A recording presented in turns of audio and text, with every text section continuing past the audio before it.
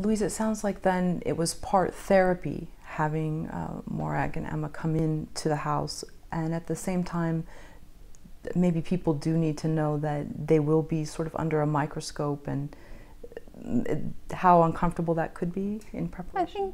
I think Neil made it his therapy in a way, and I think certainly Morag and Emma wouldn't have brought the camera anywhere that we didn't want it to go.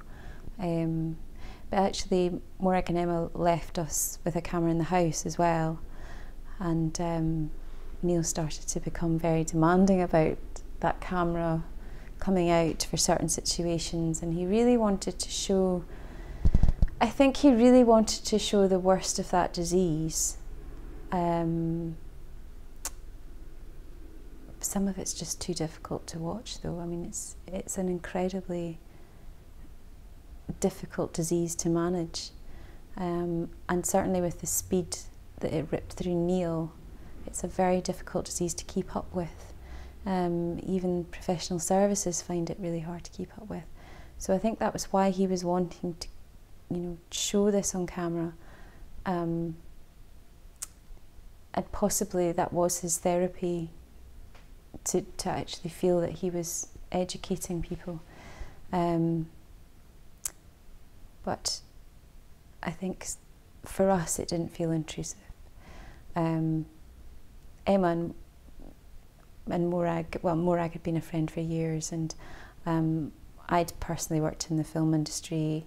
Neil had always been extremely keen to get involved in his friends' student films and things like that. So these things weren't alien to us. We were aware that, you know, of equipment and things like that. I think if you didn't have a little bit of prior knowledge, then it might be something that you need to look out for. But certainly when Neil was talking to the camera, then I got my extra 5 minutes with Oscar, and you know, I got to have a little play. It was generally quite good for us. Do you remember the day you had the conversation about agreeing to do the film? It wasn't as much as a conversation, it was basically one question. I think Morag had sent me an email very kind of tentatively putting this across, and I can just remember my email back without even talking to Neil. I mean, and I did eventually, but I was just like, God, yes, after the day we've had, please come down here. He needs to talk, he needs to communicate about this disease. And I knew he would want to do it. So it was a very short conversation.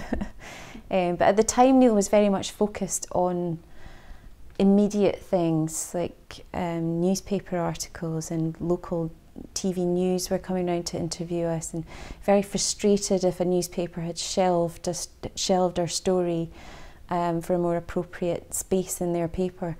And I think he realised that the documentary would be the thing that would carry on a lot longer. So it was kind of touch and go that it was that thing, though. You know, it wasn't a given, even though Neil was amazing to the camera, and so was Louise. Actually, it was still quite hard, A, to raise money, and B, to make it work as a story, because you can imagine it's still quite intense suffering to reach an audience. And of course lots of countries would say, we have these stories in our country, why should we look at this? So really I think what saved the film, what made it a more universal story, was his blog, and the fact that he wrote these incredible words that we could use throughout the film. And I think that's when we realised that we had a bigger film that we could actually reach a much wider audience with, because it was really rare that somebody was so fresh and honest about their experience, and so witty. His writing is so witty. So I think that helped create a much more interior world in the film.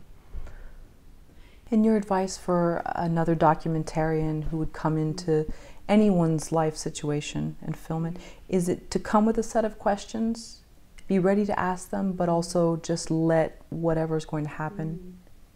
I think come with your doubts. I think come with your questions about yourself and what you're doing. I think you have to be really clear what your position is in terms of this. And that's what gives you the right then to push further. But I think until you're really clear in yourself, then you don't know why you're filming. And I think it was that clarity that really, then you don't need to prepare your questions. It's really because that's all part, it all comes from the same place. So I don't think it's so much about a sort of outward preparation as an inward one in terms of thinking about. And then of course, talking to Louise and Neil about what do we agree this film is, and you know, what is acceptable to film, what isn't acceptable. And we talked a lot to Neil about how would he represent it if he was filming this.